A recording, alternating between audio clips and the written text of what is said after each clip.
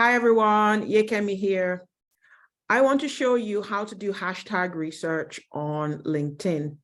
You'll find that on your profile, if you've got creator mode on, you can select up to 5 hashtags to be in your profile. So that's one of the reasons why hashtags has become really important. These hashtags will signpost people to the sort of content you write about, and people can then follow those hashtags so that they can see your content when you publish it. The other reason to have these hashtags is because LinkedIn will elevate content that you publish if you use these hashtags in that piece of content. So let's do some hashtag research. So depending on your industry, there'll be different hashtags out there. And the good thing about LinkedIn is when it comes to hashtags is that it will tell you how many people are following a particular hashtag. So if we talk about, say, the fintech industry for a moment, you'll have hashtag fintech will certainly be one of the hashtags out there. And you can see that as you type that, LinkedIn has already made some suggestions around hashtags that have fintech in them. If you click the hashtag symbol next to it there, it shows you fintech has 462,000 odd followers. So that is a broad hashtag.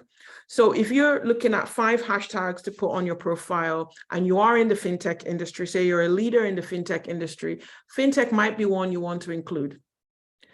However, it is really broad. It covers a lot of things, and fintech has different facets to it. So even if you include fintech, you want to also include something a little bit narrower. So apart from a broad hashtag, you might consider a kind of intermediate hashtag, a niche hashtag, and maybe another one to do with your brand.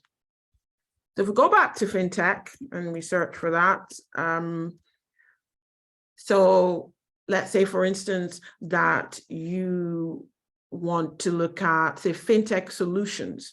So you are more interested in some of the software development work that's going on behind the scenes in fintech, and that is really where you want to focus on.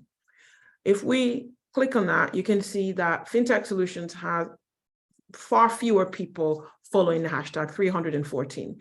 I would say this is a niche hashtag. It's not even intermediate just because of how small it is. It's a niche hashtag, and it might be one that you want to include as part of your 5.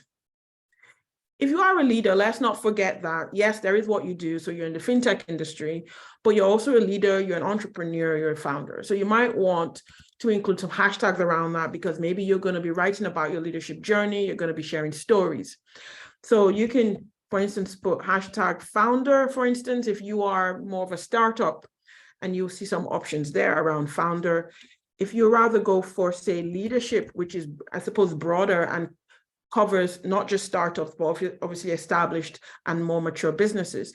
So leader or leadership will then give you some other options. So leadership, you can see leadership mindset, leadership coach, leadership matters, leadership development.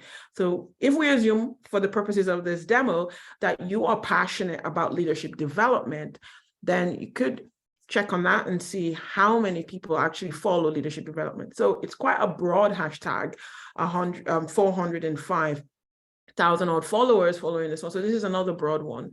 And I bet you that just plain leadership is even broader than that. You're probably in the millions with that one. Yeah, so over 3 million.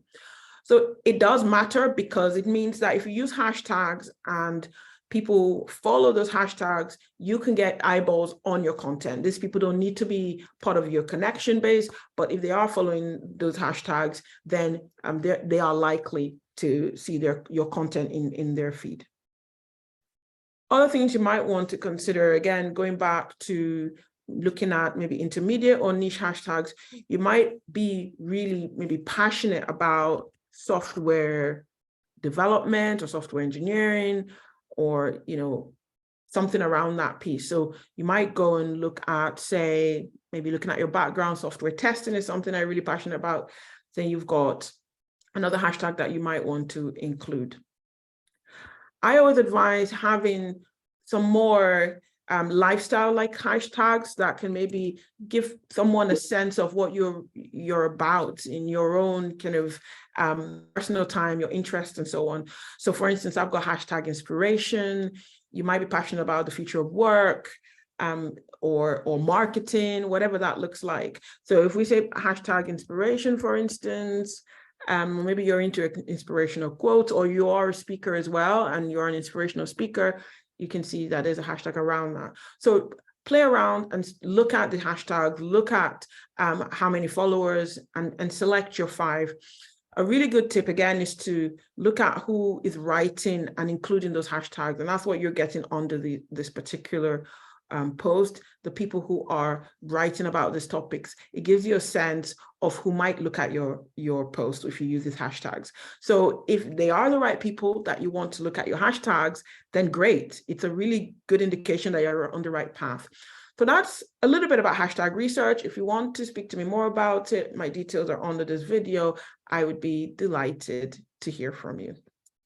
Thanks very much, and bye for now.